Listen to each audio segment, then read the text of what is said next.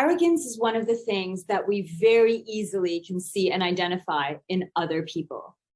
When we are in moments where we're witnessing someone at the peak of their arrogance, we might be triggered by it, or we eye roll, or we walk away, and we have our set responses to it. But it's very easy to see and notice, whether in social situations or in the workplace. Arrogance within the self is a lot harder to see and to notice because we tend to rationalize it a lot more. There's a little bit of maybe even righteousness that comes into it. Within the self, when we have an idea, when we have a way forward or a path, it's very easy, because it's our idea, to then establish that this is the way, my way, or the highway, or this is the only way, and everyone else is, crazy or an idiot for not understanding, not listening. And so in moments, it is a little bit of a trap because it's so hard to see. But sometimes the universe is hilarious, and the thing we said is going to happen in this way does not happen. And then we are left with our wrongness. The thing we said didn't happen. It didn't work out the same way. Things were like lost or confused and whatever. And what often happens is when we are wrong, we feel maybe shame comes up, maybe that feeling of incompetence, self-hatred, definitely a plunging of self-worth. And when that happens, sometimes we cover it up with even more arrogance and even more facades. Other times we fall into this pattern that we beat ourselves up. We sort of become victims of our own creation, of our own situation. We may want to stop taking risks altogether. It's very common if someone's, loved another person and then the relationship didn't work out, and, you might hear, I will never love again type situation. Not that that's arrogance, but that as an example of us really taking this action as a perceived failure, as that perceived wrong, and carrying it with us. So here's what I've learned about arrogance. When you walk in the world with the belief that you are alone, that you are separate from creation,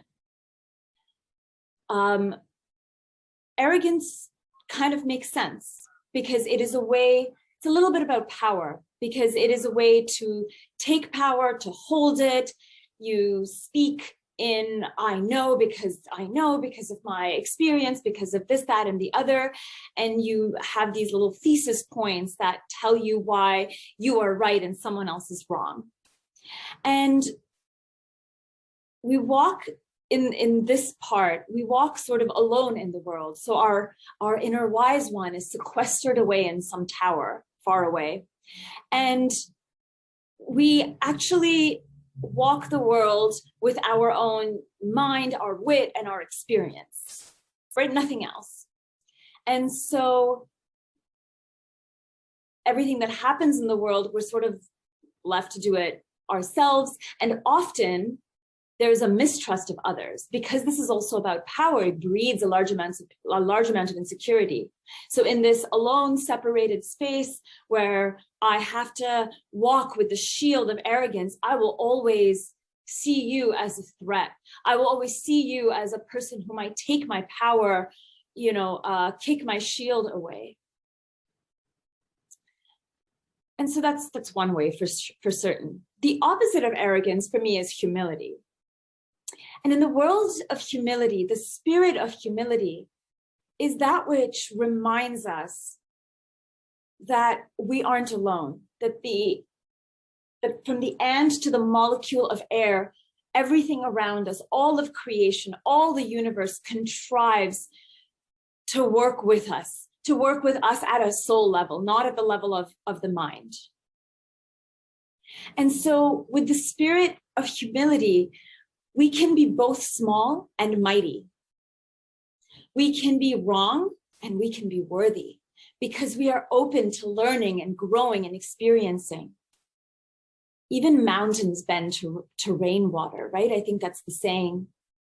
And so if you've ever had the experience of witnessing someone who you knew to be arrogant for a very long time, actually be humbled by life experience, by a moment, by another person, it is really a singular experience to witness. And I think for them, it's a big thing, but even for us, if you've ever been in that experience, you have watched someone really change worlds, drop the world of separation, arrogance, fear, insecurity, and step into a world where we, again, drop our shields and open up more into a stronger level of trust within the self, which is also trust of our spirit body, our physical body, our emotions, our mind.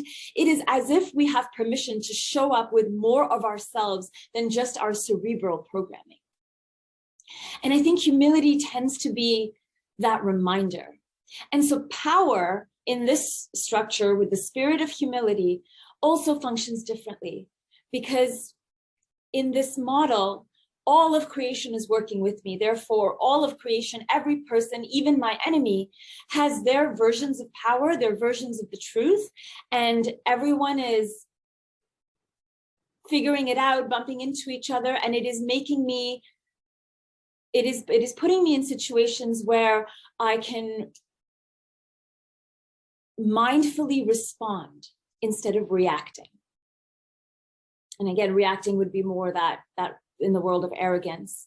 And so the response comes from assessing everything, all of the information our sense organs are giving us, all of the information we have, checking in with our spirit, our mind, checking in with whatever it is, whatever those practices are, where we connect in, tune in, tap into the self, and then make decisions from that place. So in the world of humility, we have access to more knowing, inner knowing and outer knowing, more trust, more belief, more openness, more love. And so the question really becomes, which path are we choosing?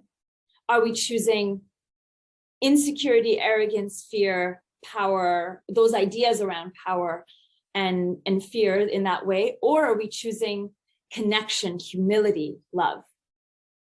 And that is a question, like in moment to moment, situation to situation, we might have different answers. And we will often, because our minds are clever, they will be able to rationalize one answer. Generally the separation answer, right? We rationalize, I'm right. We don't tend to rationalize, I will walk in trust. And so it's a little bit of an exercise in watching what it is that our nattering, our mental nattering is, where we are being pulled, and how we can recenter ourselves. So I'm finding in these days, especially, the practices that allow us to tap into our humility, our connection, our strength within are very, very important now, because when push comes to shove, when we feel perhaps, that things are happening, that the world is collapsing, systems are collapsing, we need to walk in the certainty of self. We need to walk in the certainty that the systems that we are collapsing may not be systems that were good for the earth, may not be systems that were good for people. And then we can look at the gift of that and revel in the possibilities, the new possibilities that come. These spaces are not entirely possible from the separation, arrogance, fear model. And so we practice humility in these days, in these times when we have a moment of breath, some time and some space, so that when the time comes, we are ready, we are grounded in our practices, we are well versed in the knowing of what it is to walk in the world humbly. I will leave you with that today. Have a great day.